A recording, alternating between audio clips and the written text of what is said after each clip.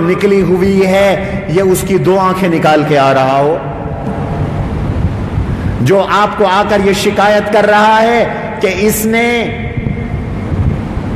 میری 2 آنکھیں نکالی ہے، وہ اس کے کسی عزیز کو قتل کر کے آ رہا ہو سکتا ہے یہ اس سے بڑے جرم کا ارتکاب کر کے آ رہا ہو سکتا ہے اس کی آنکھیں اس نے نہ نکالی ہوں، کسی اور نے نکالی ہو سکتا ہے کہ اس کی آنکھیں کسی حادثے میں نکل گئی ہوں، یا اس کی آنکھیں کسی اور ذریعے سے کسی اور سبب سے نکل گئی ہوں۔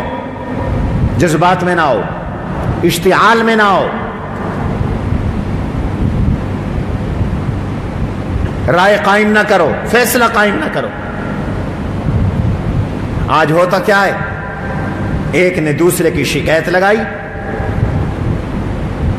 ذمہ دار نے یہ نہیں دیکھا کہ یہ شکایت صحیح ہے یا غلط ہے، یہ نہیں سوچا کہ یہ درست ہے یا غلط ہے، اس شکایت پر فوراً کارروائی کر دی۔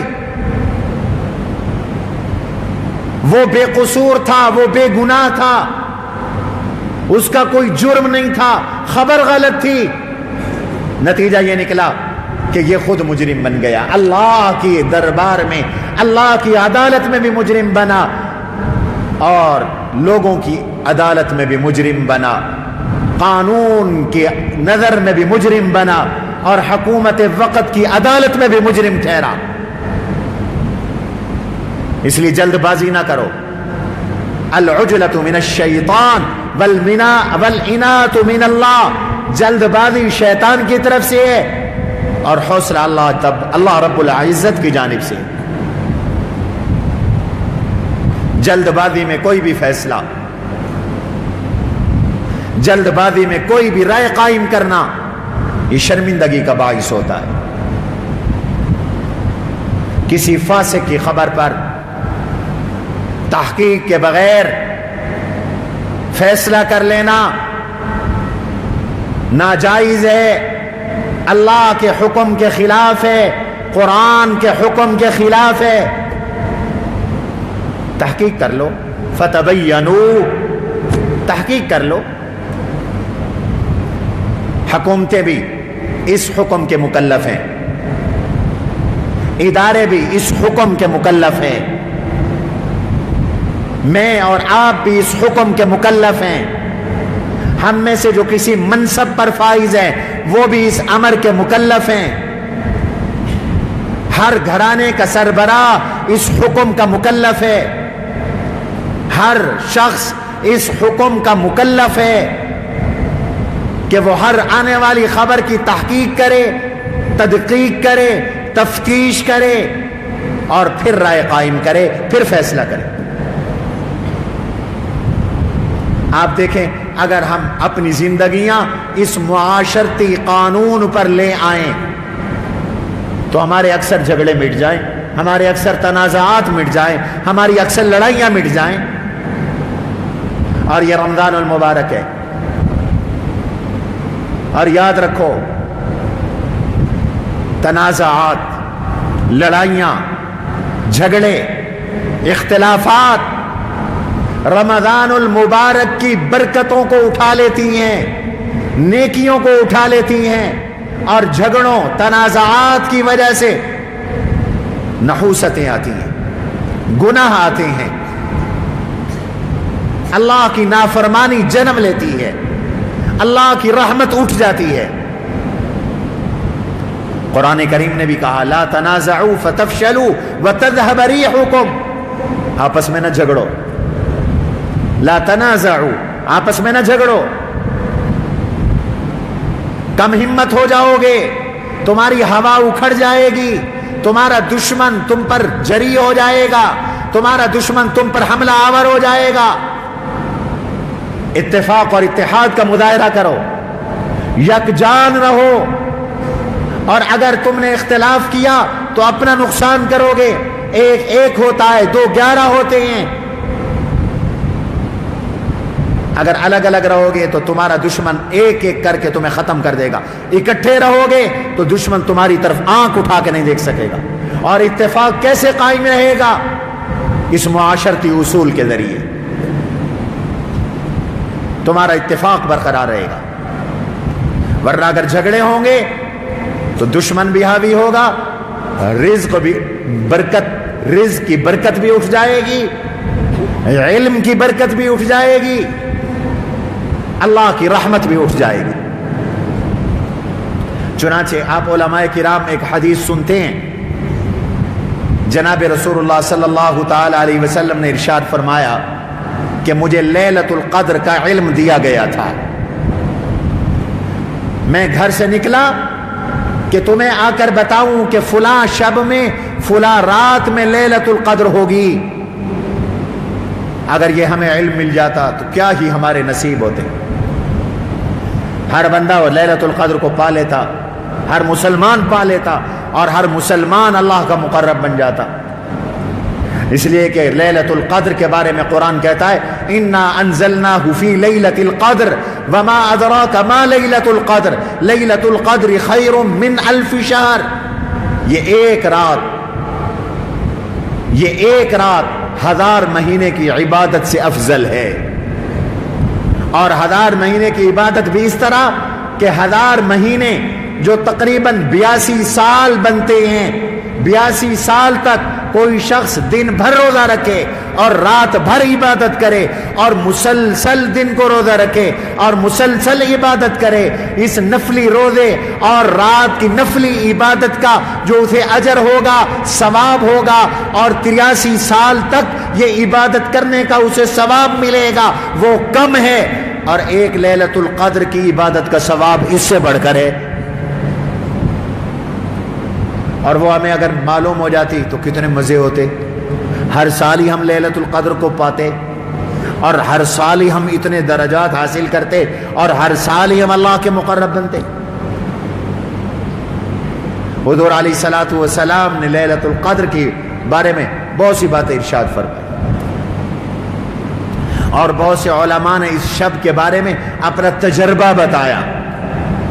شاہ عبدالعزیز محدث دہلوی رحمۃ اللہ تعالی علیہ تفسیر عزیزی میں ارشاد فرماتے ہیں کہ اس شب اللہ کی اتنی رحمت برستی ہے کہ کڑوے سمندر اور کڑوے پانی بھی میٹھے ہو جاتے ہیں.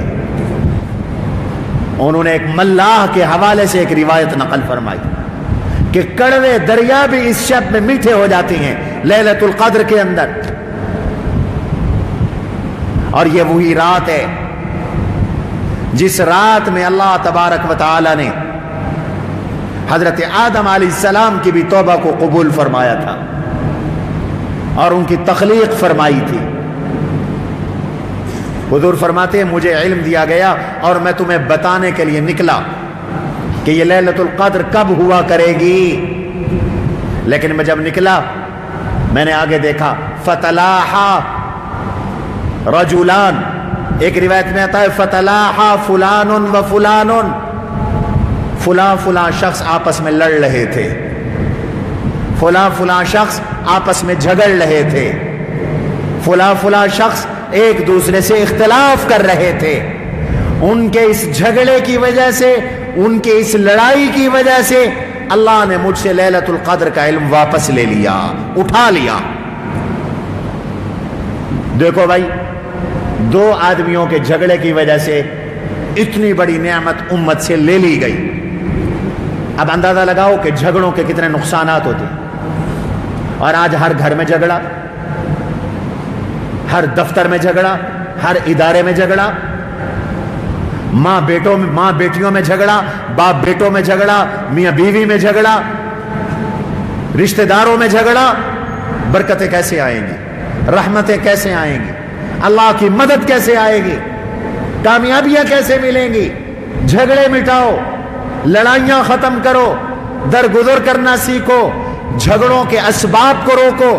اور جھگڑوں کے اسباب میں ایک سبب تحقیق نہ کرنا ہے, غلط اطلاعات ہیں, غلط خبریں ہیں, جھوٹی شکایات ہیں, غلط شکایات ہیں. ان اسباب کو دور کرو, جھگڑے مٹ جائیں. جب جھگڑے مٹیں گے تو اللہ کی رحمتیں آئیں گی. تو فرمایا فلاں کے جھگڑے کی وجہ سے مجھے لیلۃ القدر کا علم مجھ سے لے لیا گیا. اب میرا تخمینہ اور اندازہ ہے، تم بھی تلاش کرو، کوشش کرو، تلاش کرو. التمسوها، لیلۃ القدر کو تلاش کرو آخری رات کی طاق راتوں میں، آخری عشرے کی طاق راتوں میں، رمضان کے آخری 10 دن کی طاق راتوں میں اس کو تلاش کیا کرو. طاق اللہ کا عدد اللہ کو محبوب ہے، اللہ خود بھی طاق ہے. ان اللہ وتر یحب الوتر، فرمایا اللہ طاق ہیں، طاق کو پسند کرتے ہیں. آج بھی ہم نے تفسیر کے سبق میں پڑھا ما یکون من نجوا ثلاثۃ الا هو رابعهم ولا خمسۃ الا هو سادسهم میں اللہ نے یہاں طاق عدد بیان کی ہے.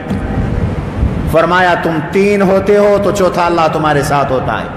یہ نہ سمجھو کہ تم 3 ہو اور تم 5 ہوتے ہو اور باہم مشورہ کرتے ہو، میٹنگ کرتے ہو، سرگوشی کرتے ہو، تو نہ یہ سمجھا کرو کہ تم 5 ہو، چھٹا اللہ تمہارے ساتھ ہوتا ہے. مفسرین فرماتے ہیں یہاں 3 کا عدد اور 5 کا عدد ذکر کیا، نہ 2 کا ذکر کیا، نہ 4 کا ذکر کیا، نہ 6 کا ذکر کیا، اس لیے کہ اللہ کو طاق عدد محبوب ہے. اور دوسری بات یہ کہ طاق عدد ہوگا تو فیصلہ کرنا آسان ہوگا. 3 ہے، ایک کی رائے ایک ہے، دوسرے کی رائے دوسری ہے، یہ جو تیسرے کی رائے ہوگی یہ فیصلہ کن ہوگی. یا ایک امیر بن جائے گا، اس کی رائے حتمی ہوگی، ورنہ برابر برابر اگر لوگ ہوں گے تو فیصلہ کرنا مشکل ہوگا. تو فرمایا طاق راتوں میں لیلۃ القدر کو تلاش کرو. تو یہ علم اٹھایا گیا جھگڑے کی وجہ سے، اس لیے جھگڑے شریعت کی نظر میں برے ہیں، جھگڑو نہیں. ایک حدیث میں آتا ہے جناب رسول اللہ صلی اللہ علیہ وسلم نے ارشاد فرمایا میں جنت کے بیچ میں گھر کا وعدہ کرتا ہوں، ضمانت دیتا ہوں اس شخص کے لیے جو جھگڑا مٹانے کے لیے اپنے حق سے دستبردار ہو جائے. میں یہ سمجھتا ہوں کہ میرا حق ہے، لیکن اگر میں حق یہ وصول کروں تو جھگڑا ہوگا، لڑائی ہوگی. دیکھو جنت کے حصول کے کتنے چھوٹے چھوٹے اور آسان نسخے جناب رسول اللہ صلی اللہ علیہ وسلم نے ارشاد فرمایا کہ تم اپنے حق سے دستبردار ہو جاؤ، اللہ کہتے ہیں میں تمہیں جنت کے وسط میں گھر عطا کروں گا. تو یہ پہلا اصول ہے، باقی اصول انشاءاللہ آئندہ مجلسوں میں. سبحان ربک رب العزت